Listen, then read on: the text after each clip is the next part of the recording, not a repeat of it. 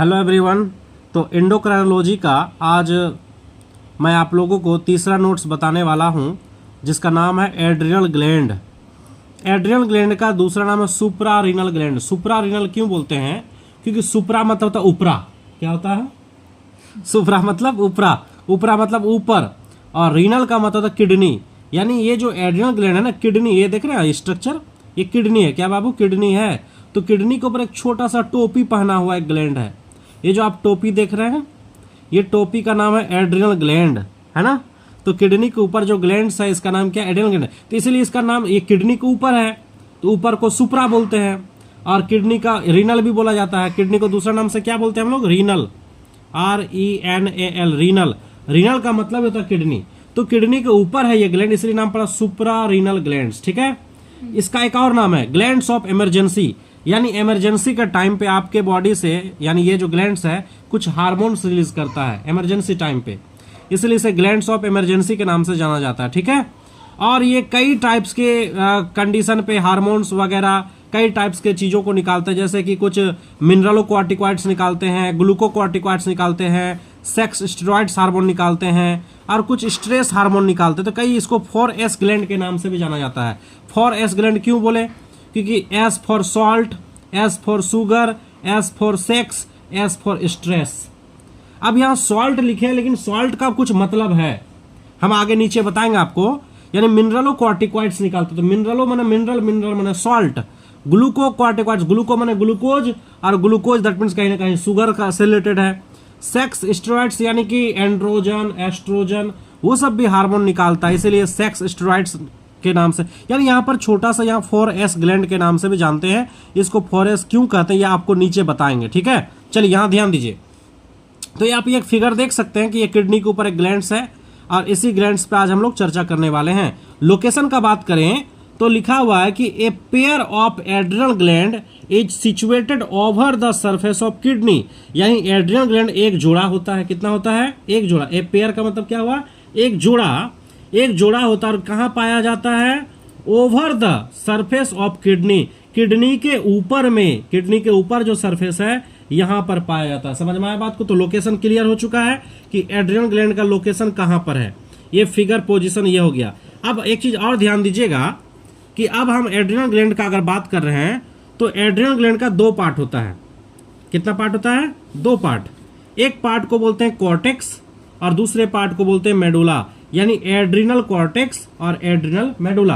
अब ये वाले जो स्ट्रक्चर आप देख रहे हैं, ये वाले स्ट्रक्चर जो है हमारा, इसको हम यहाँ पर क्या किए हैं? जूम करके बड़ा करके यहाँ पर फिगर बनाए हैं। ये बड़ा फिगर देख रहे हैं, ये एड्रिनल ग्लैंड का है। ठीक है। तो एड्रिनल ग्लैंड के सबसे ऊपर एक लेयर होता है, बहुत पतला सा एक लेयर है। इस लेयर का नाम है कैप्सूल। क्या नाम है बाबू? कैप्सूल। यानी एड्रिनल ग्लैंड का सबसे आउटर जो लेयर है इसे कैप्सूल कहते हैं। अब एड्रिनल ग्लैंड का दो पार्ट, ये जो अंदर वाला पार्ट तुम देख रहे हो, ये वाला बाहर वाला पार्ट, ये सब पार्ट्स, इसको हम लोग कहते हैं कॉर्टेक्स। क्या कहते हैं? कॉर्टेक्स। और अंदर वाला जो पार्ट है, ये वाला पार्ट, बीच वाला सेंटर वाला पार्ट, इसको बोलते हैं मेडुला। क्या बोलते हैं? मेडुला। यानी एक तो ये वाला पार्ट हो गया, यहां से यहां तक ये जो देख रहे हैं, ये वाला पार्ट, इसको कॉर्टेक्स बोलते हैं, और अंदर वाला पार्ट को क्या बोलते हैं? मेडुला बोलते हैं। अब ये जो कॉर्टेक्स है इसका भी तीन पार्ट है। ये बाहर वाला पार्ट का नाम है जोना ग्लोमेरुलोसा। क्या नाम है? Zona glomerulosa. बीच वाले पार्ट का नाम है जोना फेसिकुलाटा, और अंदर वाले पार्ट का नाम है जोना रेटिकुलाटा। यानी कि ये जो कॉर्टेक्स है, कॉर्टेक्स का भी कितना पार्ट हो गया? तीन पार्ट। कॉर्टेक्स कितने लेयर में डिवाइडेड है? 3 लेयर्स में डिवाइडेड है। GFR बोलते हैं। GFR मतलब क्या हो गया? G for glomerulosa, F for fasciculata, और R फॉर रेटिकुलाटा, और सब में तो जोना लगा हुआ ही है। तो कॉर्टेक्स का कितना पार्ट हो गया? 3 पार्ट। जैसा समझिए बात को, यहां पर हम समझाना चाहेंगे कि मान लीजिए ये आपका है एड्रिनल ग्लैंड। ये क्या है बाबू? एड्रिनल ग्लैंड है। ठीक है। एड्रिनल ग्लैंड का कितना लेयर हो गया? 3 लेयर। एक्चुअली में 2 पार्ट होता है। सबसे पहले हम कॉर्टेक्स का बात कर रहे हैं। ये मान लो कॉर्टेक्स है, ये कॉर्टेक्स है, ये पहला लेयर। मान लीजिए ये दूसरा लेयर है, और ये मान लो तीसरा लेयर है। तो ये जो पहला लेयर है, फर्स्ट लेयर, ये सेकंड लेयर, और ये थर्ड लेयर, ये तीनों को मिला के हम बोलते हैं कॉर्टेक्स। ठीक। और अंदर में जो पार्ट है हमारा, ये वाला पार्ट्स, अंदर में जो ये वाला पार्ट्स हमारा रहा, ये है मेडुला। क्या नाम है इसका? मेडुला।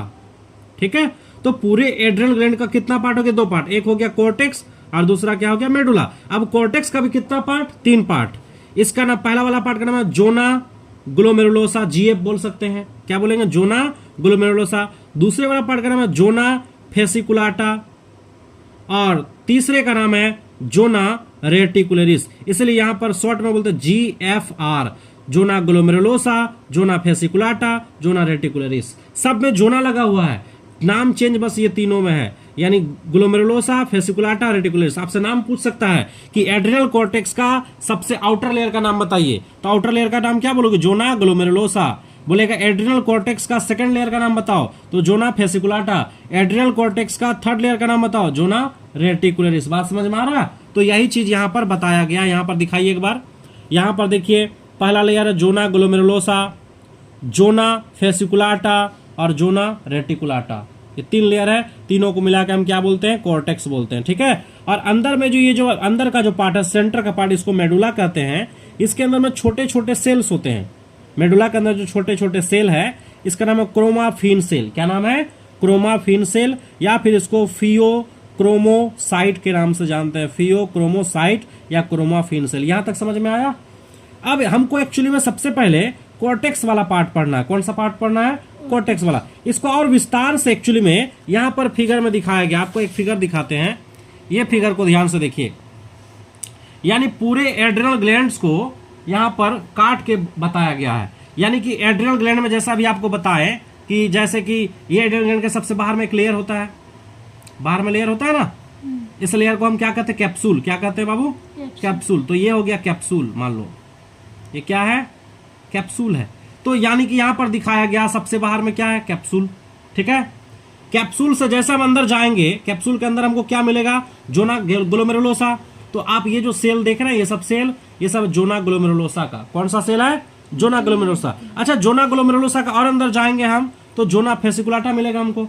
तो यहां पर आप जो लंबा लंबा सेल देख रहे हैं, यह जोना फेसिकुलाटा। जोना फेसिकुलाटा का और नीचे जाएंगे हम तो जोना रेटिकुलाटा मिलेगा। तो यानी कि ये 1 नंबर हो गया, ये 2 नंबर हो गया और ये 3 नंबर हो गया। ये तीनों लेयर किसका है? कॉर्टेक्स का लेयर, एड्रिनल कॉर्टेक्स का। और इस कॉर्टेक्स के सबसे बाहर में एक जो लेयर होता है जिसको कैप्सूल कहते हैं, वो दिखा रहे हैं यहाँ पर। अच्छा, कॉर्टेक्स के नीचे क्या होता है? एड्रिनल मेडुला, यानी ये वाला पार्ट। जब हम तीनों लेयर के अंदर जाएंगे तो ये वाला पार्ट मिलेगा, मेडुला मिलेगा। तो यहाँ पर मेडुला का सेल को यहाँ दिखाया गया। मेडुला के अंदर कुछ इस टाइप्स के सेल होते हैं। ये सारे सेल को हम लोग बोलते हैं क्रोमाफिन सेल। क्या कहते हैं? Chromaffin cell. और ये सेल जो होते हैं ना, एक हार्मोन निकालते हैं। क्या निकालते हैं? हार्मोन्स निकालते हैं, जिसका नाम है एड्रीनालिन और नोर एड्रीनालिन। एड्रिनल का दूसरा नाम है एपिनेफ्रिन और नोर एड्रीनालिन का दूसरा नाम है नोर एपिनेफ्रिन। तो आगे हम चर्चा करेंगे। तो यहाँ पर एक स्ट्रक्चर दिखा रहे हैं आपको कि एड्रिनल ग्लैंड का एक स्ट्रक्चर है, उसका ट्रांसवर्स सेक्शन है, काटा हुआ चित्र है, जो कि सबसे बाहर कैप्सूल, सेकंड में जोना ग्लोमेरुलोसा, अंदर और जाएंगे तो जोना फेसिकुलाटा, और अंदर जाएंगे तो जोना रेटिकुलाटा, और ये तीनों लेयर मिलकर एड्रिनल कॉर्टेक्स बनता है। कॉर्टेक्स के और अंदर जाएंगे तो एड्रिनल मेडुला मिलता है। समझ में आया बात को? यहाँ पर ये स्ट्रक्चर को दिखाने का पर्पस है कि कौन सा लेयर किसके बाद है और किसका कितना परसेंटेज है। समझिए बात को। सबसे ज्यादा जो मोटा लेयर होता है वो था जोना फेसिकुलाटा का 50%। यानी सबसे मोटा कौन होता है? जोना फेसिकुलाटा। इसका कितना परसेंटेज है? 50%। उसके बाद जो जोना ग्लोमेरुलोसा है, इसका जो परसेंटेज वो 15% होता है। कितना परसेंट होता है? 15%। और जो हमारा जोना रेटिकुलाटा है, ये 7% होते हैं। कितने परसेंट होते हैं? 7% होते हैं। तो ये कॉर्टेक्स में हमारे कितने कितने परसेंटेज पूछेगा, तो जोना फेसिकुलाटा का परसेंटेज कितना है? 50% है। जोना ग्लोमेरुलोसा का परसेंटेज कितना? 15। और जोना रेटिकुलाटा का परसेंटेज कितना? 7। तो यहाँ पर हम लिखे नीचे, यहाँ दिखाइए, यहाँ पर है G4, मतलब G मतलब क्या होता है? जोना ग्लोमेरुलोसा कितना परसेंट है? 15%। जोना फेसिकुलाटा कितना परसेंट है? 50%। और जोना रेटिकुलाटा कितना परसेंट है? 7%। ये हमारा कॉर्टेक्स है। ये किसका पार्ट है? कॉर्टेक्स का पार्ट है। बात समझ में आया? चलिए आगे देखते हैं हम। तो यहां तक हम समझ चुके हैं। अब हम बात करेंगे, ध्यान से सुनो, जो हमारा एड्रिनल कॉर्टेक्स है, यानी ये कॉर्टेक्स वाला पार्ट, एड्रिनल का कौन सा पार्ट? कॉर्टेक्स वाला पार्ट। यहां लिखा हुआ है कि ऑल कॉर्टिकल्स हार्मोन्स यानी जितने भी हार्मोन्स निकलेगा, ये तीनों लेयर से जो भी हार्मोन निकलने वाला है, अब देखिए ये तीनों लेयर अलग अलग हार्मोन्स निकालते हैं। जोना ग्लोमेरुलोसा अलग हार्मोन निकालेगा, जोना फेसिकुलाटा अलग हार्मोन निकालेगा, जोना रेटिकुलाटा अलग हार्मोन निकालेगा, लेकिन ये तीनों जो भी हार्मोन निकालेगा वो सारे हार्मोन्स जो हैं वो स्टेरॉइड्स नेचर के होते हैं। किस नेचर के होते हैं? स्टेरॉइड्स। स्टेरॉइड्स का मतलब होता है वो लिपिड के बने होंगे। वो सारे हार्मोन्स किसके बने होंगे? लिपिड के बने होंगे। तो वही लिखा हुआ कि ऑल कॉर्टिकल्स हार्मोन्स, यानी कॉर्टेक्स से जितने भी हार्मोन्स निकलेंगे वो केमिकली किससे बने होते हैं? लिपिड से बने होते हैं। तो वो सारे हार्मोन को स्टेरॉइड्स हार्मोन के नाम से जाना जाता है। ठीक है, तो आप कॉपी में नोट डाउन कर सकते हैं कि जितने भी कॉर्टेक्स से निकलने वाले हार्मोन्स हैं वो केमिकली किससे बने होते हैं? लिपिड से बने होते हैं। इसलिए वो सारे कॉर्टिकल हार्मोन को स्टेरॉइड्स हार्मोन के नाम से जाना जाता है। ठीक है, अब हम बात करते हैं एक एक नंबर से लेकर, यानी कि कॉर्टेक्स का जो सबसे पहला लेयर उसका नाम क्या? Zona glomerulosa. क्या नाम है? Zona glomerulosa. बात समझ में आ रहा है? तो जोना ग्लोमेरुलोसा से कौन से हार्मोन निकलता है? तो जो पहला लेयर है सबसे बाहर में जोना ग्लोमेरुलोसा, इससे हार्मोन जो निकलता है उसका नाम है मिनरलोकॉर्टिकॉइड्स। क्या नाम है? हाँ, मिनरलोकॉर्टिकॉइड्स। और मिनरलोकॉर्टिकॉइड्स का दूसरा नाम है एल्डोस्टेरोन। क्या नाम है? एल्डोस्टेरोन। इसका काम क्या है? ये काम करता है, helps in mineral homeostasis. Mineral homeostasis का मतलब हुआ कि ब्लड के अंदर मिनरल्स के लेवल को मेंटेन करके रखेगा। मिनरल्स मतलब खनिज लवण, जैसे सोडियम हो गया, किसका लेवल? Sodium, Na।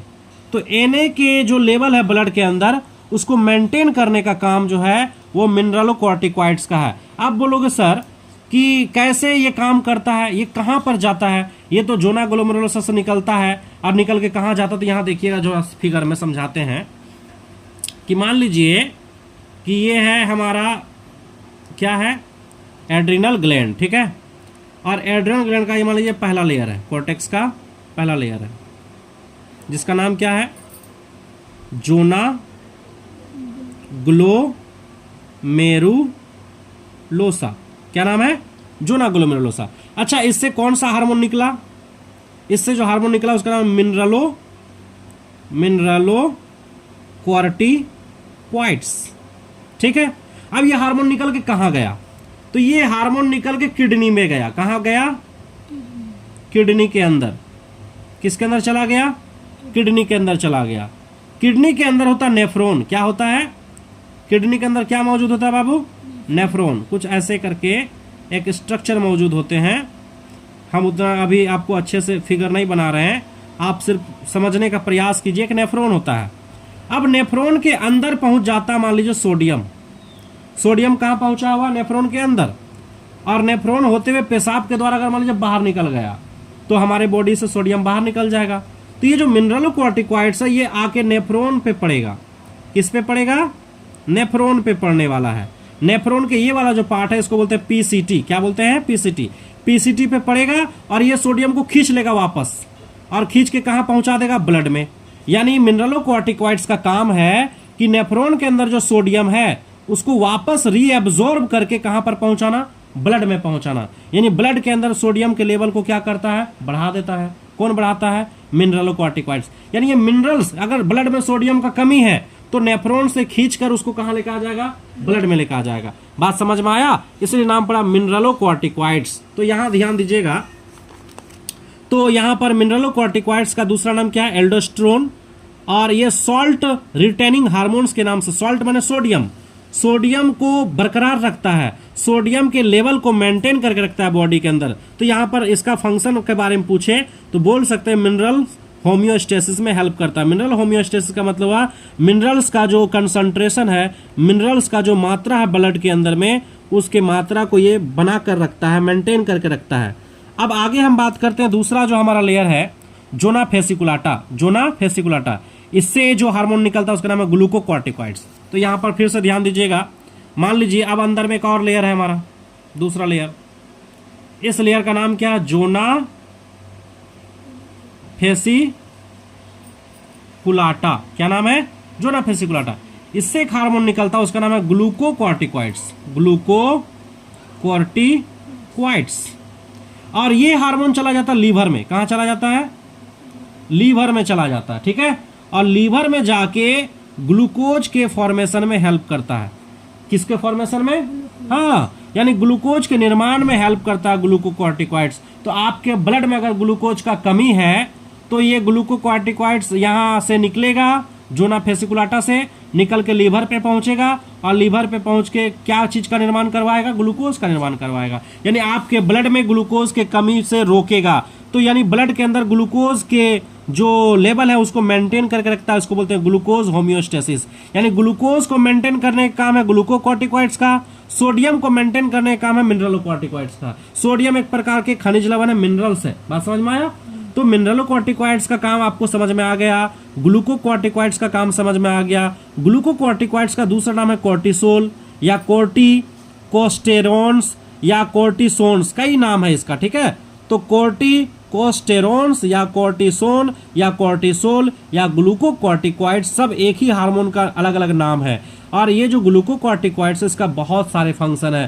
पहला फंक्शन तभी बताया कि ग्लूकोज के लेवल को क्या करता है? मेंटेन करता है। नहीं समझे बात को? ग्लूकोज के लेवल को क्या किया? मेंटेन किया। और इसका दूसरा क्या काम है?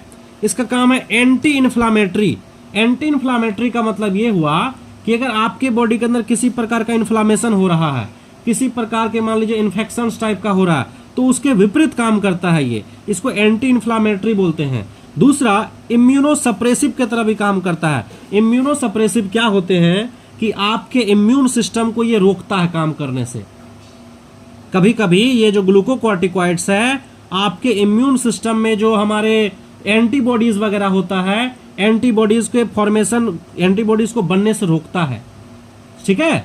तो इसको इम्यूनो सप्रेसिव के नाम से भी जानते हैं ग्लूकोकॉर्टिकॉइड्स। आप बोलोगे सर कि जब एंटीबॉडी के फॉर्मेशन के बनने से ये रोकता है तो गलत काम कर रहा है, एंटीबॉडी तो बनना चाहिए। तो ये कभी एंटीबॉडी के फॉर्मेशन में बाधा का काम करता है। तो कैसे बाधा का हम आगे बताएंगे। अभी फिलहाल इसका 3 फंक्शन समझिएगा। पहला फंक्शन ग्लूकोज के लेवल को मेंटेन किया, दूसरा फंक्शन एंटी इन्फ्लामेटरी है, यानी इन्फ्लामेशन के विपरीत काम करता है ये, और तीसरा इम्यूनो सप्रेसिव है, आपके इम्यून सिस्टम को ये काम करने से भी रोकती है। तो सारे फंक्शन वाले ग्लूकोकॉर्टिकॉइड का, ठीक है। आगे तो एड्रिनल कॉर्टेक्स का हम लोग दोनों लेयर जान चुके हैं, जोना ग्लोमेरुलोसा, जोना फेसिकुलाटा, जिससे कि मिनरलोकॉर्टिकॉइड्स और ग्लूकोकॉर्टिकॉइड्स हार्मोन निकला है। अब हम लोग तीसरे लेयर के बारे में चर्चा करेंगे। ये तीसरा लेयर है जोना रेटिकुलाटा, ठीक है। तो जोना रेटिकुलाटा से जो हार्मोन निकलता है उसे सेक्स कॉर्टिकॉइड्स कहते हैं। और जो सेक्स कॉर्टिकॉइड्स हार्मोन है इसमें 2 टाइप्स के हार्मोन होते हैं, एक होता है एंड्रोजन और एक होता है एस्ट्रोजन। एंड्रोजन हार्मोन जो है ये मेल में ज़्यादा निकलेगा और एस्ट्रोजन हार्मोन जो है ये फीमेल में ज़्यादा निकलेगा, ठीक है। अब अगर मान लीजिए कि मेल का बॉडी है, मान लेते हैं कि मेल के बॉडी से सेक्स कॉर्टिकॉइड्स निकल रहा है, तो मेल के बॉडी से एंड्रोजन ज़्यादा निकलेगा, एस्ट्रोजन कम निकलेगा। और मान लेते हैं अगर फीमेल का बॉडी का ये सेक्स कॉर्टिकॉइड्स है तो फीमेल में एस्ट्रोजन हार्मोन ज़्यादा निकलेगा, एंड्रोजन कम निकलेगा। अर्थात बोलने का मतलब यही है कि मेल हो या फीमेल किसी का भी बॉडी हो उसमें एंड्रोजन और एस्ट्रोजन दोनों निकलता है। अगर मेल का बॉडी होगा तो एंड्रोजन ज़्यादा निकलेगा, मेल हार्मोन ज़्यादा निकलेगा, फीमेल हार्मोन कम निकलेगा। अगर फीमेल का बॉडी होगा, फीमेल के ये सेक्स कॉर्टिकॉइड्स होंगे तो फीमेल हार्मोन ज़्यादा निकलेगा, मेल हार्मोन कम निकलेगा, बशर्ते दोनों निकलेगा, ठीक है। तो हम तीनों लेयर के बारे में चर्चा हो चुका है और तीनों लेयर से जो है हमारा 3 टाइप्स के अलग अलग हार्मोन निकलते हैं। यहाँ पर एक बार देखिएगा, एक बार हम समझाएंगे कि मान लेते हैं कि ये हमारा हो गया एड्रिनल ग्लैंड। एड्रिनल ग्लैंड का हम 3 लेयर बताएं, अब तक जो बताएं यहाँ पर 3 लेयर है।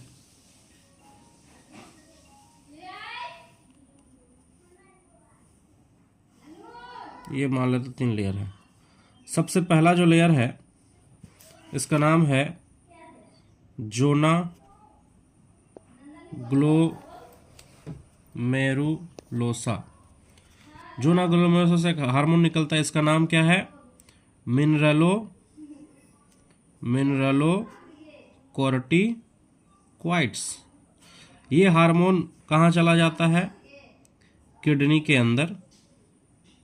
इसका टारगेट जो है किडनी है और किडनी पे पढ़कर जो है यानी मिनरल्स होम्योस्टेसिस, मिनरल होम्योस्टेसिस का हेल्प करता है।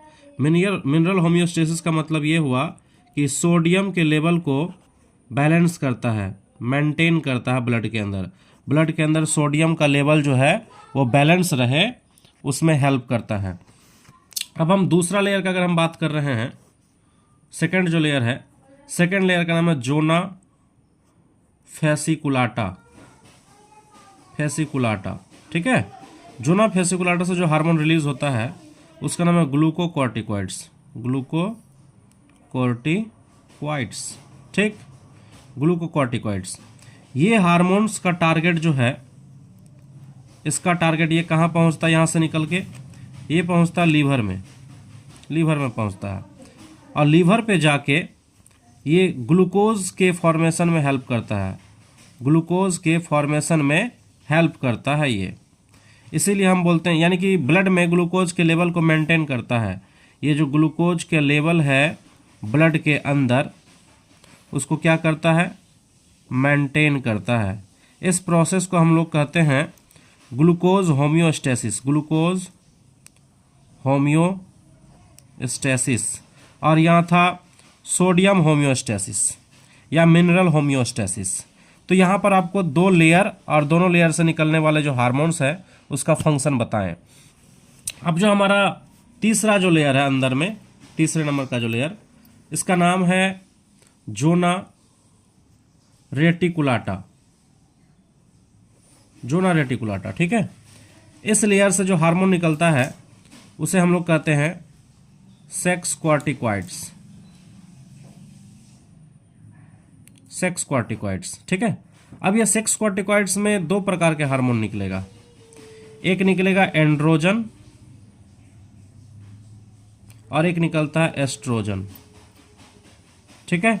अगर मान लीजिए ये एड्रिनल ग्लैंड लड़का का है, तो लड़का का है अगर एड्रिनल ग्लैंड, तो एंड्रोजन हार्मोन लड़का में ज़्यादा निकलेगा, क्योंकि लड़का में इस हार्मोन का बहुत सारे फंक्शन है। यानी कि लड़का में स्पर्म बनाने में हेल्प करेगा, दाढ़ी मोछ बनाने में हेल्प करेगा ये हार्मोन, तो लड़का में ज़्यादा निकलेगा, तो ठीक है, कोई दिक्कत नहीं है। एस्ट्रोजन हार्मोन लड़का में बहुत कम निकलेगा, ये हार्मोन लड़की वाला हार्मोन है, इसको कम निकलना जरूरी है लड़का के बॉडी में। अगर लड़का के बॉडी में ये हार्मोन ज़्यादा निकल जाएगा तो दिक्कत है। लेकिन मान लीजिए उल्टा कर देते हैं, ये एड्रिनल ग्लैंड लड़की का है, अगर लड़की का होगा तो एंड्रोजन हार्मोन कम निकलेगा और एस्ट्रोजन हार्मोन लड़की में ज़्यादा निकलेगा। तो लड़का हो या लड़की, दोनों में मतलब कि ये दोनों हार्मोन्स निकलते हैं। तो यहाँ तक अभी हम चर्चा किए तीनों लेयर का, यानी एड्रिनल कॉर्टेक्स का कितना लेयर, 3 लेयर्स होते हैं, और 3 लेयर्स का नाम और तीनों लेयर से जो भी हार्मोन्स निकलते हैं वो सारे चीज को देखें, ठीक है। तो अब यहाँ पर समझेंगे हम इस फिगर के अनुसार कि जो सबसे पहला लेयर था हमारा, जिसका नाम था जोना ग्लोमेरुलोसा, जिससे मिनरलोकॉर्टिकॉइड्स रिलीज हुआ था।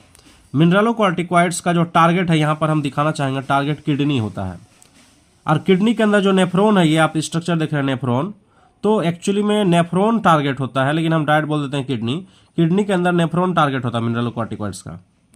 तो मिनरलोकॉर्टिकॉइड्स का दूसरा नाम है एल्डोस्टेरोन, ठीक है, एल्डोस्टेरोन। यानी जोना ग्लोमेरुलोसा से एल्डोस्टेरोन निकला और ये निकल कर चला गया नेफ्रॉन के अंदर। अब नेफ्रॉन का ये जो आप स्ट्रक्चर देख रहे हैं, नेफ्रॉन का कई पार्ट्स होते हैं। जैसे ये ऊपर वाला जो पार्ट्स है इसको बोलते हैं ग्लोमेरुलस, ग्लोमेरुलस बोलते हैं। अब ग्लोमेरुलस में 2 पार्ट्स होते हैं, एक बोमेन्स कैप्सूल है, ये वाला जो आप इस तरह का स्ट्रक्चर देख रहे हैं ये बोमेन्स कैप्सूल है, और ये हमारा है ब्लड कैपिलरीज, ठीक है। तो ये दोनों को मिलाकर हम ग्लोमेरुलस बोलते हैं। इसके जो नीचे वाले पार्ट्स हैं नेफ्रॉन का, इसको बोलते हैं PCT, proximal convoluted tubules, PCT, ठीक है। पीसीटी का और नीचे हम जाएंगे तो ये वाला जो नेफ्रॉन का पार्ट है इसको बोलते हैं लूप ऑफ हेनल, और ये वाला जो पार्ट आप देख रहे हैं ये वाला का नाम है डीसीटी, और ये लंबे वाले पार्ट का नाम है कलेक्टिंग डक्ट। तो ये जो डीसीटी है, इस डीसीटी में मौजूद होते हैं सोडियम, सोडियम Na। तो मान लीजिए कि यहाँ पर जैसे ब्लड के थ्रू सोडियम, मैग्नीशियम, ग्लूकोज जो भी चीज़ आया हुआ यहाँ पर, यहाँ से वो सोडियम यहाँ आ जाता है, पीसीटी में आ जाता है, और पीसीटी होते हुए लूप होनेल होते हुए, डीसीटी होते हुए, कलेक्टिंग डक्ट होते हुए मूत्र से, पेशाब के द्वारा बाहर हो जाएगा। ऐसा ना हो इसके, क्योंकि सोडियम तो आवश्यक तत्व है हमारे बॉडी का, ये ब्लड के सॉरी यूरिन के द्वारा पास ना हो जाए, यूरिन के द्वारा बाहर ना निकल जाए, इसलिए इसको वापस ब्लड में लेके आना होगा। गलती से आ चुका है नेफ्रॉन के अंदर, ये नेफ्रॉन के अंदर गलती से घुस चुका है सोडियम, लेकिन इसको वापस कहाँ लेके आना होगा, ब्लड में लेके आना होगा। तो एल्डोस्टेरोन आएगा और ये डीसीटी में हल्का सा छेद करेगा और ये सोडियम वापस ब्लड में चला जाएगा। इसको बोलते हैं रीएब्जॉर्प्शन, सोडियम का रीएब्जॉर्प्शन, यानी सोडियम ब्लड के अंदर सोडियम के लेवल को बढ़ा दिया, क्योंकि यहां से खींच के सोडियम को ब्लड में लेके जाएगा। तो ये फंक्शन है एल्डोस्टेरोन का, जिसको हम मिनरलोकॉर्टिकॉइड्स कहते हैं। तो मिनरलोकॉर्टिकॉइड्स या एल्डोस्टेरोन जो बहुत इंपॉर्टेंट हार्मोन है, इसका काम है सोडियम को नेफ्रॉन के डीसीटी से खींचकर वापस ब्लड में भेजना, यानी कि ब्लड के अंदर सोडियम के लेवल को मेंटेन करने का काम है। तो यही चीज दिखाने का प्रयास किया गया यहाँ पर। आगे हम देखते हैं, यहाँ फिगर में बताया गया है, ये जो आपको फिगर अभी समझाएं, ये फिगर का है showing the reabsorption of sodium, यानी सोडियम को कैसे रीएब्जॉर्प्शन किया जाता है उस चीज को दिखाया गया है फ्रॉम डीसीटी। डीसीटी का मतलब होता है distal convoluted tubules of nephron by the help of mineralocorticoids, that means aldosterone, यानी एल्डोस्टेरोन के मदद से कैसे सोडियम को रीएब्जॉर्ब किया जाता है उस चीज को यहाँ पर फिगर में बताने का कोशिश किया गया है। ठीक है, चलिए अब दूसरा पॉइंट बात करते हैं। दूसरा जो हमारा हार्मोन्स था जो सेकेंड लेयर से निकलता है, उसका नाम है ग्लूकोकॉर्टिकॉइड्स। ग्लूकोकॉर्टिकॉइड्स का टारगेट होता है लीवर, क्योंकि लीवर में ग्लूकोज जमा होते हैं, तो लीवर में ही जाके ग्लूकोज को बनाने में हेल्प करेगा, ग्लूकोज को निकालने में हेल्प करेगा। तो ये टारगेट जो होते हैं इसका लीवर होता है। तो बता रहा ग्लूकोकॉर्टिकॉइड्स एफेक्ट माने प्रभाव डालता है कार्बोहाइड्रेट मेटाबॉलिज्म में। कार्बोहाइड्रेट मेटाबॉलिज्म का मतलब हुआ कि ग्लूकोज क्या एक प्रकार का कार्बोहाइड्रेट है, तो कार्बोहाइड्रेट के फॉर्मेशन में जो है ग्लूकोकॉर्टिकॉइड्स हेल्प करता है। Also effect on protein and fat metabolism, यानी ग्लूकोकॉर्टिकॉइड्स कार्बोहाइड्रेट बनाने में तो हेल्प करता ही है, साथ ही साथ प्रोटीन और फैट को, ये दोनों को तोड़कर ये दोनों को कन्वर्ट करता है ग्लूकोज में, यानी इस प्रोसेस को बोलते हैं ग्लूकोनियोजेनेसिस। ग्लूकोनियोजेनेसिस का मतलब क्या हुआ कि नन कार्बोहाइड्रेट से ये प्रोटीन और फैट क्या है, नन कार्बोहाइड्रेट मतलब कार्बोहाइड्रेट नहीं है ये दोनों, तो प्रोटीन और फैट से ग्लूकोज बनाएगा। यानी प्रोटीन, नॉर्मली प्रोटीन से ग्लूकोज बनता नहीं है और फैट से भी ग्लूकोज नहीं बनता, कार्बोहाइड्रेट से ग्लूकोज बनता है, लेकिन फिर भी ग्लूकोकॉर्टिकॉइड्स का काम है कि प्रोटीन और फैट को तोड़कर ब्रेक करके कुछ रासायनिक विधि के द्वारा ग्लूकोज में कन्वर्ट किया जाता है। इस प्रोसेस को कहते हैं ग्लूकोनियोजेनेसिस। ग्लूकोनियोजेनेसिस का मतलब ग्लूकोज बनेगा नए चीजों से, नियो माने नए चीजों से, जेनेसिस में बनना। ग्लूकोज का फॉर्मेशन जब नन कार्बोहाइड्रेट से, नन कार्बोहाइड्रेट का मतलब हुआ अदर देन कार्बोहाइड्रेट्स, कार्बोहाइड्रेट्स को छोड़कर, तो प्रोटीन तो कार्बोहाइड्रेट नहीं है, फैट तो कार्बोहाइड्रेट नहीं है, ये कार्बोहाइड्रेट का अलावा चीज है, तो इन सबों की हेल्प से अगर ग्लूकोज बन रहा है, इस प्रोसेस को ग्लूकोनियोजेनेसिस कहते हैं।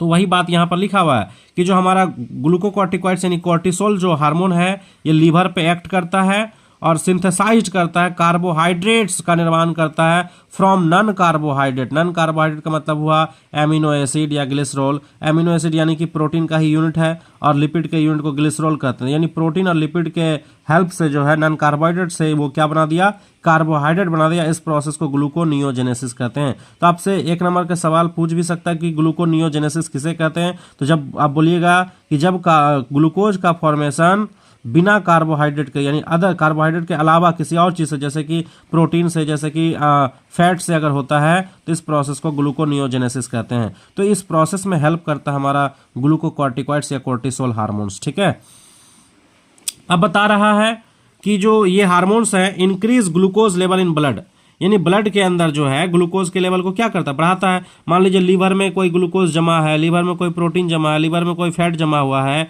तो उस फैट को, प्रोटीन्स को, कार्बोहाइड्रेट को कन्वर्ट करेगा ग्लूकोज में और ग्लूकोज को कहाँ ला के रख देगा, ब्लड के अंदर। यानी ब्लड के अंदर ग्लूकोज के लेवल को बढ़ाने का काम की कौन करता है, कोर्टिसोल। जब भी आपके ब्लड में ग्लूकोज कमी होगा तो ये कोर्टिसोल जो हार्मोन है निकलेगा, मतलब एड्रिनल ग्लैंड से, एड्रिनल कॉर्टेक्स से निकलेगा और निकल के लीवर पे जाएगा और लीवर में जो जमा हमारे ग्लूकोज है उसको बाहर करेगा और ये कहाँ पहुंचा देगा, ब्लड में। तो यानी जब भी आपसे सवाल पूछे कि ब्लड में ग्लूकोज के लेवल को कौन बढ़ाता है, तो ये जो ग्लूकोकॉर्टिकॉइड्स है ये बढ़ाता है। ठीक है, अब बता रहा है कि hence cortisol has anti insulin effect, यानी इंसुलिन हार्मोन्स के बारे में आप सुने होंगे पेंक्रियाज से निकलता है इंसुलिन हार्मोन। बता रहा है इंसुलिन के ये उल्टा काम करता है, एंटी इंसुलिन इफेक्ट है ये, यानी ग्लूकोकॉर्टिकॉइड्स हार्मोन जो है यानी कॉर्टिसोल हार्मोन जो है ये इंसुलिन के उल्टा काम करता है। जैसे देखिएगा अभी आपको समझाएंगे।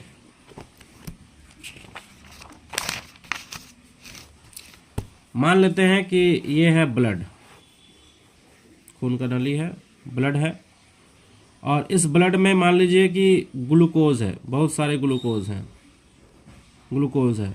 जब ब्लड में ग्लूकोज बहुत ज़्यादा हो जाता है, ज़रूरत से ज़्यादा ग्लूकोज हो जाता है, तो इस ग्लूकोज को उठाकर लीवर में जमा किया जाता है। लीवर में जमा किया, इसको जमा करेगा कौन? इंसुलिन। इंसुलिन यानी इंसुलिन का काम है ब्लड से ग्लूकोज को उठाकर लीवर पे लेकर आना, लेकिन यानी कि ब्लड में ग्लूकोज को घटाना, ब्लड में ग्लूकोज को लेवल को कम करना।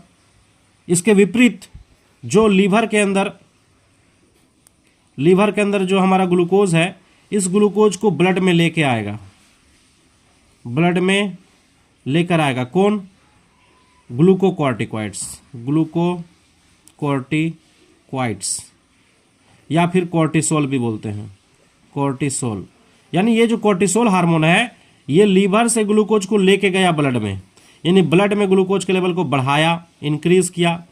और ये जो हमारा इंसुलिन है ये ग्लूकोज को क्या करता है? लेके आता लीवर में, यानी ये उल्टा काम कर रहा है दोनों एक दूसरे का। यानी कि ब्लड में ग्लूकोज को घटाएगा कौन? तो इंसुलिन। ब्लड में ग्लूकोज को बढ़ाएगा कौन? तो ग्लूकोकॉर्टिकॉइड्स। तो इसीलिए बोला जाता है ग्लूकोकॉर्टिकॉइड्स को एंटी इंसुलिन इफेक्ट, यानी इंसुलिन का उल्टा काम करता है ये। इंसुलिन का काम है ब्लड से ग्लूकोज को लीवर में लेके आना, और ग्लूकोकॉर्टिकॉइड्स का काम है लीवर के अंदर जो ग्लूकोज है उसको ब्लड में लेके जाना। तो दोनों एक दूसरे का उल्टा काम कर रहा है, इसलिए हम ये दोनों को एंटागोनिस्टिक हार्मोन के नाम से भी जानते हैं। एंटागोनिस्टिक हार्मोन का मतलब हुआ वो दो हार्मोन जो दोनों एक दूसरे के विपरीत काम करे, एक दूसरे के उल्टा काम करे। तो शायद आप समझ चुके हैं, ठीक है। आगे हम ध्यान देते हैं इधर।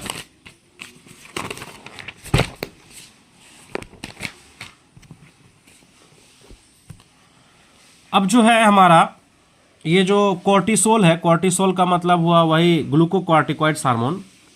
तो ग्लूकोकॉर्टिकॉइड्स हार्मोन्स जो है ये कई प्रकार के चीज़ों में हेल्प करता है, जैसे कि फेगोसाइटिक एक्टिविटी ऑफ WBC, यानी अगर ग्लूकोकॉर्टिकॉइड्स हार्मोन कम निकले, अगर बॉडी में मान लो कम निकल जाए, तो जो आपका WBC है वो फेगोसाइटिक नेचर के हो जाएंगे, उसको कम कर देता है। यानी फेगोसाइटिक एक्टिविटीज ऑफ WBC का जो फेगोसाइटिक एक्टिविटी है वो कम हो जाता है। Reduce the secretion of histone from the mast cell, जो हमारा मास्ट सेल है, इस मास्ट सेल से हिस्टोन का जो सिक्रीशन है वो भी कम हो जाता है। उसके बाद लिखा हुआ है सप्रेस इन्फ्लामेशन रिएक्शन, यानी इन्फ्लामेशन रिएक्शन को भी ये क्या कर देता है? कम कर देता है। इसको इसीलिए हम इसको एंटी इन्फ्लामेटरी प्रोडक्ट के नाम से जानते हैं, ठीक है। कॉर्टिसोल जो है, कॉर्टिसोल क्या करता है? ये कम करता है। क्या कम करता है? यानी कि जो हमारा सिंथेसिस ऑफ एंटीबॉडीज है, हमारे बॉडी के अंदर जो एंटीबॉडी बन रहा है इसको ये कम कर देता है, इसको बनने नहीं देता है। जैसे कि फॉर एग्जांपल मान लीजिए कि यहाँ पर मान लीजिए एक सेल है जिसको नाम है बी लिम्फोसाइट। क्या नाम है? बी लिम्फोसाइट, एक प्रकार का WBC है, ठीक है। बी लिम्फोसाइट का काम क्या है कि ये डिवाइड करके दो प्रकार के सेल बनाता है। कुछ सेल बनाते हैं, इसको बोलते हैं प्लाज्मा सेल, और ये जो नीचे जो कुछ सेल बनाए इसको बोलते हैं मेमोरी सेल, ठीक है। यानी कि बी लिम्फोसाइट डिवाइड करके दो प्रकार का सेल बनाया। यहाँ जो दोनों सेल है इसको बोलते हैं प्लाज्मा सेल, और नीचे जो दो सेल है इसको बोलते हैं मेमोरी सेल। अब ये जो मेमोरी सेल है ये जमा रहता है, स्टोर रहता है, लेकिन प्लाज्मा जो सेल है ये आगे डिवाइड करके एंटीबॉडी बनाता है। यानी हमारे बॉडी में एंटीबॉडी बनाता है कौन है? प्लाज्मा सेल बनाता है। और प्लाज्मा सेल किससे बनता है? बी लिम्फोसाइट से बनता है। इसलिए कभी कभी कोई डायरेक्टली बोल देता है एंटीबॉडी जो है वो बी लिम्फोसाइट से बनता है, तो सही बात है, लेकिन बी लिम्फोसाइट से डायरेक्ट नहीं बनता है, इनडायरेक्ट। बी लिम्फोसाइट से पहले प्लाज्मा सेल बनेगा और प्लाज्मा सेल से एंटीबॉडी बनेगा, और ये एंटीबॉडी जो हमारी बॉडी के अंदर बैक्टीरिया, वायरस या कोई भी एंटीजन प्रवेश करते हैं उसको मार देता है। लेकिन ये जो कॉर्टिसोल हार्मोन है ये क्या करता है? ये कॉर्टिसोल हार्मोन जाके बी लिम्फोसाइट को ही नष्ट कर देता है। जब बी लिम्फोसाइट को नष्ट कर देगा तो प्लाज्मा सेल नहीं बनेगा, प्लाज्मा सेल नहीं बनेगा तो एंटीबॉडी नहीं बनेगा, एंटीबॉडी नहीं बनेगा तो हमारे बॉडी के अंदर जो भी मटेरियल प्रवेश करेंगे, जो भी एंटीजन्स प्रवेश करेंगे वो डिस्ट्रॉय नहीं हो पाएगा, यानी वो हमको बीमार कॉज कर सकता है, हमको बीमारी कर सकता है, ठीक है। तो इसीलिए बोला गया है कि जो कॉर्टिसोल हार्मोन है, ग्लूकोकॉर्टिकॉइड्स है, ये हमारे इम्यून सिस्टम को सप्रेस करता है, हमारे इम्यून सिस्टम को जो दबाता है, हमारे इम्यून सिस्टम को काम करने से रोकता है, ये हमारे इम्यून सिस्टम पे ही अटैक करता है। ठीक है, तो वही बात लिखे हैं कि ये सप्रेस कम कर देता है सिंथेसिस ऑफ एंटीबॉडीज, एंटीबॉडीज के निर्माण में, एंटीबॉडीज के फॉर्मेशन को क्या कर देता है, रोक देता है। बाय इनहिबिटिंग, कैसे रोकता है, by inhibiting the production of lymphocyte, यानी लिम्फोसाइट के प्रोडक्शन को ही रोक देता है, क्योंकि देखिए लिम्फोसाइट पे अटैक किया, लिम्फोसाइट आगे ग्रोथ नहीं किया। समझ गए बात को ना। चलिए आगे बात करते हैं, इसीलिए बताया hence cortisol is known as immunosuppressive. Immuno माने हमारा इम्यून सिस्टम, ये जो लिम्फोसाइट्स है हमारा, ये हमारे बॉडी का इम्यून सेल ही तो है, हमारे प्रतिरक्षा सेल ही तो है, इसको क्या कर रहा, रोक रहा है। तो शायद आप समझ चुके हैं कि जो हमारा कोर्टिसोल हार्मोन है यानी ग्लूकोकॉर्टिकॉइड्स है, उसे इम्यूनो सप्रेसिव क्यों कहते हैं। इम्यूनो मतलब प्रतिरक्षा तंत्र, सप्रेसिव मतलब होता है रोकने वाला है। ये जो कोर्टिसोल हार्मोन है ये हमारे प्रतिरक्षा तंत्र को काम करने से रोकता है, इसलिए इसको इम्यूनो सप्रेसिव के नाम से भी जानते हैं। ठीक है, अब आगे ध्यान दीजिए, इसका अगर ये गलत काम कर रहा है तो इसका हम सही उपयोग भी कर सकते हैं। क्या सही उपयोग करते हैं, बताया cortisol is use for organ transplantation. जब हम अंग प्रत्यारोपण करते हैं तो अंग प्रत्यारोपण के दौरान जो है इस कोर्टिसोल हार्मोन का उपयोग किया जाता है। आप इसको समझाते हैं, आपको ध्यान से समझिएगा तो समझ में आएगा। देखिए मान लीजिए कि किसी का बॉडी है, ये किसी का बॉडी है ये, और इसके बॉडी के अंदर में मान लीजिए हम किसी दूसरे व्यक्ति का किडनी डाल दिए, ये किडनी है,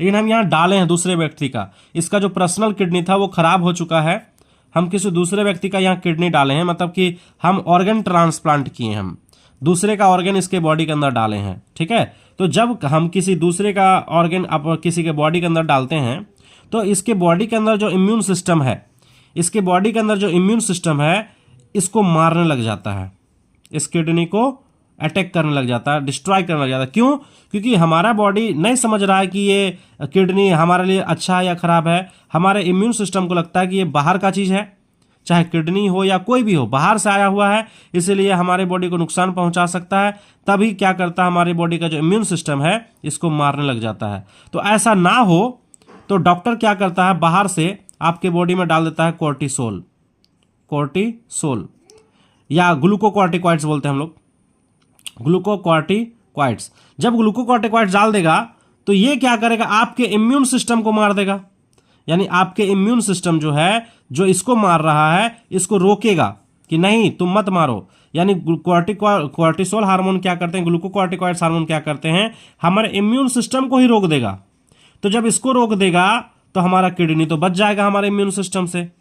तो इस तरह के जो ग्लूकोकॉर्टिकॉइड्स या कोर्टिसोल हार्मोन है तब यूज किया जाता है जब हम कोई अंग प्रत्यारोपण करते हैं, किसी के बॉडी में हम ऑर्गन ट्रांसप्लांट करते हैं, तो उस ऑर्गन को क्षति ना पहुंचाए हमारा इम्यून सिस्टम, तभी हम क्या यूज करते हैं, कोर्टिसोल। और ये कोर्टिसोल हमारे इम्यून सिस्टम को रोकता है कि नहीं तुमको काम नहीं करना है, जो भी डाला गया बॉडी के अंदर उसको डालने दो, तुमको दिमाग नहीं लगाना है। तो हमारे जो कोर्टिसोल हार्मोन है ये हमारे इम्यून सिस्टम को क्या करता है, रोक देता है। और जब हमारे इम्यून सिस्टम रुक जाते हैं तो हमारा किडनी सुरक्षित बच जाता है। समझ गए बात को ना। तो कुछ इस तरह का फंक्शन होता है। तो यहां पर लिखा हुआ है कि ऑर्गन ट्रांसप्लांटेशन के द्वारा जो है ये हमारे ग्लूकोकॉर्टिकॉइड्स यानी कोर्टिसोल हार्मोन का यूज होता है। ठीक है, अब बता रहा है कोर्टिसोल का और यूज होता है। Cortisol is use for treatment of allergy, यानी अगर किसी को एलर्जी है तो एलर्जी के दौरान भी इस कोर्टिसोल का यूज किया जाता है, इसीलिए इसको एंटी एलर्जी हार्मोन के नाम से भी जानते हैं। कोर्टिसोल को एंटी एलर्जी यानी एलर्जी के दौरान इसका उपयोग किया जाता है। इसका उपयोग करने से क्या होता है, एलर्जिक रिएक्शंस नहीं होते हैं, बॉडी में किसी प्रकार का एलर्जी नहीं होता है, इसलिए इसको एंटी एलर्जी हार्मोन के नाम से भी जानते हैं। ठीक है, चलिए यहां ध्यान देंगे, लिखा हुआ under stress our body secrete cortisol, hence it is called also stress hormone. जब हम टेंशन में रहते हैं, जब हम तनाव में रहते हैं, तब हमारे बॉडी के अंदर में ये जो कोर्टिसोल हार्मोन है ये ज्यादा निकलता है, इसीलिए इसको स्ट्रेस हार्मोन के नाम से भी जाना जाता है। ठीक है, यानी कि हमारे बॉडी में जब टेंशन पैदा होता है तो सबसे ज्यादा ये हार्मोन निकलते हैं टेंशन के टाइम में, इसीलिए इसको स्ट्रेस हार्मोन के नाम से भी जानते हैं। चलिए आगे देखते हैं हम लोग। तो अब हम देखते हैं कि जो हमारा सेक्स कॉर्टिकॉइड्स है, सेक्स कॉर्टिकॉइड्स यानी कि जो एंड्रोजन होते हैं, एस्ट्रोजन हार्मोन होते हैं, इसका टारगेट सेल क्या है। सेक्स कॉर्टिकॉइड्स एड्रिनल कॉर्टेक्स से निकलकर ये गोनाड्स पे पड़ते हैं। गोनाड्स का मतलब होता है testis and ovaries. Testis and ovaries में क्यों पड़ता है, क्योंकि टेस्टिस के अंदर पड़ के स्पर्म बनाते हैं, ओवरी के अंदर पड़ के ओवम बनाते हैं, यानी ओवम और स्पर्म बनाने में ये हेल्प करते हैं सेक्स कॉर्टिकॉइड्स हार्मोन। तो जैसा कि आप जानते हैं कि सेक्स कॉर्टिकॉइड्स हार्मोन दो टाइप्स के होते हैं, दो तरह से निकलते हैं। एंड्रोजन हार्मोन भी निकलते हैं और एस्ट्रोजन हार्मोन भी निकलते हैं, ठीक है। एंड्रोजन हार्मोन को टेस्टोस्टेरोन कहा जाता है। मान लीजिए अगर लड़का का बॉडी से सेक्स कॉर्टिकॉइड्स निकल रहा है तो एंड्रोजन हार्मोन उसमें ज़्यादा निकलेगा, एस्ट्रोजन कम निकलेगा। अगर लड़की के बॉडी से सेक्स कॉर्टिकॉइड्स निकल रहा है तो एस्ट्रोजन ज़्यादा निकलेगा, एंड्रोजन कम निकलेगा, ठीक है। तो अगर हम बात कर रहे हैं कि एंड्रोजन हार्मोन का क्या फंक्शन है मेल के बॉडी के अंदर, तो मेल के बॉडी के अंदर development of secondary sexual character in male, यानी सेकेंडरी सेक्सुअल कैरेक्टर क्या होता है कि दाढ़ी मोछ जो आ रहा लड़का के अंदर में, इसको सेकेंडरी सेक्सुअल कैरेक्टर कहते हैं। तो इस चीज में हेल्प करता है एंड्रोजन हार्मोन, ठीक है। दाढ़ी मोछ यहां लिखा हुआ हिंदी में। और दूसरा इसका फंक्शन है हेल्प्स इन स्पर्मेटोजेनेसिस, और स्पर्मेटोजेनेसिस जो है ये प्राइमरी सेक्सुअल कैरेक्टर है, समझ रहे बात को। तो प्राइमरी सेक्सुअल कैरेक्टर में भी हेल्प कर रहा है, सेकेंडरी सेक्सुअल कैरेक्टर में भी हेल्प करता है। प्राइमरी सेक्सुअल कैरेक्टर क्या है कि लड़का के अंदर जो शुक्राणु बन रहा है, स्पर्मेटोजेनेसिस हो रही है, इसको प्राइमरी सेक्सुअल कैरेक्टर कहा जाता है। और लड़का में जो उसके फेस में दाढ़ी मोछ वगैरह का जो फॉर्मेशन होता है उसको हम सेकेंडरी सेक्सुअल कैरेक्टर कहते हैं, ठीक है। तो यानी एंड्रोजन दोनों चीज में हेल्प करता है। अगर दूसरी ओर हम एस्ट्रोजन का बात कर रहे हैं तो development of secondary sexual character in female, यानी फीमेल के बॉडी में सेकेंडरी सेक्सुअल कैरेक्टर क्या है कि फीमेल के जो बॉडी में ब्रेस्ट होते हैं, ब्रेस्ट के डेवलपमेंट में ये एस्ट्रोजन का रोल होता है, इसलिए ब्रेस्ट का डेवलपमेंट जो है वो सेकेंडरी सेक्सुअल कैरेक्टर है। और फीमेल के बॉडी के अंदर में ये oogenesis में हेल्प करते हैं, यानी एग बनाने में हेल्प करते हैं। और ये जो oogenesis है ये प्राइमरी सेक्सुअल कैरेक्टर है, प्राइमरी सेक्सुअल कैरेक्टर, यानी oogenesis और स्पर्मेटोजेनेसिस ये प्राइमरी सेक्सुअल कैरेक्टर, और फीमेल के बॉडी के अंदर में ब्रेस्ट का डेवलपमेंट होना और लड़का के मुंह में दाढ़ी मोछ का आना ये सेकेंडरी सेक्सुअल कैरेक्टर है, ठीक है। तो यानी कि हमारे जो सेक्स कॉर्टिकॉइड्स हैं, फाइनली अगर हम बोले तो sex corticoids primary and secondary sexual character में हेल्प करता है, ठीक है। चलिए अब आप समझ चुके हैं। अब जो है हम लोग समझेंगे कुछ कंट्रोल। क्या कंट्रोल समझेंगे? कंट्रोल ये समझेंगे कि जो हमारे, ध्यान से आप देखिएगा कि जो हमारे जो जोना फेसिकुलाटा और जोना रेटिकुलाटा है, जोना फेसिकुलाटा और जोना रेटिकुलाटा जो है ये दोनों को कंट्रोल कौन करता है? ये दोनों को कंट्रोल करता है ACTH। जैसे अभी आपको दिखाएंगे, समझिएगा बात को, यहां से ध्यान से देखिए। मान लीजिए कि ये एड्रिनल ग्लैंड है, ठीक है, एड्रिनल ग्लैंड है। तो एड्रिनल ग्लैंड में आप जानते ही होंगे कितना लेयर होता है, 3 लेयर। मान लीजिए ये पहला लेयर है, ये दूसरा लेयर है और ये तीसरा लेयर है मान लेते हैं, ठीक है। तो ये जो फर्स्ट लेयर है, सेकेंड लेयर और थर्ड लेयर है, ये तीनों लेयर को क्या बोलते हैं? कॉर्टेक्स, कॉर्टेक्स बोलते हैं ना। तो ये जो पहला लेयर है, ये पहला लेयर को हम लोग इसको कंट्रोल कर रहा है, कौन जानते हैं? इसको कंट्रोल कर रहा है रास, रास, यानी रास इस पे पड़ेगा तभी जाके इससे जो है। तो जैसे कि यह तीनों लेयर है कॉर्टेक्स का, इस तीनों लेयर में से जो पहला लेयर है जिसका नाम है जोना ग्लोमेरुलोसा, इस जोना ग्लोमेरुलोसा को कंट्रोल कौन करता है? रास। अब रास क्या है हम आपको बताएंगे अभी। और सेकेंड और थर्ड लेयर, ये सेकेंड और थर्ड लेयर जो है इसको कंट्रोल, तो ये सेकेंड और थर्ड लेयर को जो है ये कौन कंट्रोल करता है? हमारा ACTH, ठीक है। तो याद रखेंगे जो एड्रिनल कॉर्टेक्स हमारा, इस कॉर्टेक्स को तीनों लेयर को कंट्रोल कर रहा है 2 हार्मोन्स। ACTH निकलता है हमारे पिट्यूटरी ग्लैंड से, एंटीरियर पिट्यूटरी ग्लैंड से निकलकर ये दोनों लेयर को कंट्रोल कर रहा है। यानी जब ये दोनों लेयर पे ACTH पड़ेगा, एड्रिनोकॉर्टिकोट्रोपिक हार्मोन, सेकेंड और थर्ड लेयर पे पड़ता है, जिससे कि सेकेंड लेयर से हमारा ग्लूकोकॉर्टिकॉइड्स निकलता है और थर्ड लेयर से सेक्स स्टेरॉइड्स निकलता है, यानी सेक्स कॉर्टिकॉइड्स निकलता है, ठीक है। तो ये दोनों को कंट्रोल कौन करता है? ACTH। और पहला लेयर को कौन कंट्रोल करता है? रास। अब ये रास क्या है उसको हम लोग समझेंगे, ठीक है। तो यहां पर है कि रास, पहला चीज है रास। रास का पूरा नाम है रेनिन एंजियोटेंसिनोजेन एल्डोस्टेरोन सिस्टम, ठीक है। ये किसको कंट्रोल करता है? जोना ग्लोमेरुलोसा को करता है ऑफ एड्रेनल कॉर्टेक्स। दूसरा हमारा एसीटीएच है। ये एसीटीएच किसको कंट्रोल करता है? एसीटीएच ये secret from anterior pituitary glands, यानी पिट्यूटरी ग्लैंड का अग्र भाग से निकलता है एसीटीएच, और इसका पूरा नाम है एड्रेनोकॉर्टिकोट्रोपिक हार्मोन, और ये कंट्रोल करता है एड्रेनल कॉर्टेक्स के सेकेंड और थर्ड लेयर को, जोना फेसिकुलाटा को और जोना रेटिकुलाटा को। कंट्रोल करने का मतलब ये हुआ कि ये जब सेकेंड और थर्ड लेयर पे पड़ेगा तभी सेकेंड और थर्ड लेयर अपना हार्मोन्स रिलीज करेगा। रास जब पहला लेयर पे पड़ेगा तभी ये जो पहला लेयर है अपने हार्मोन्स को रिलीज करेगा, ठीक है। तो यहाँ पर आपको वही चीज़ बताए हैं कि रास जो फर्स्ट जोना ग्लोमेरुलोसा पे पड़ता है और एसीटीएच जो है ये सेकेंड और थर्ड लेयर पे पड़ता है। और एसीटीएच कहाँ से निकलता है? पिट्यूटरी ग्लैंड से निकलता है, ठीक है। अब रास कहाँ से निकलता है वो हम समझेंगे, ठीक है। तो यहाँ देखेंगे सबसे पहले रास का कहानी। ये हमारा रास का पूरा स्ट्रक्चर है। रास का क्या स्ट्रक्चर है कि मान लीजिए, तो ये रास को समझेंगे, तो रास को समझने के लिए सबसे पहले हम बात करेंगे लीवर से। तो जो हमारा लीवर होता है, इस लीवर से निकलता है एंजियोटेंसिनोजेन। ये लीवर से निकल कर ये ब्लड में मिल गया। एंजियोटेंसिनोजेन 1 बोलते हैं इसको। और ये जो एंजियोटेंसिनोजेन 1 है ये इनएक्टिव फॉर्म में है, निष्क्रिय फॉर्म में है।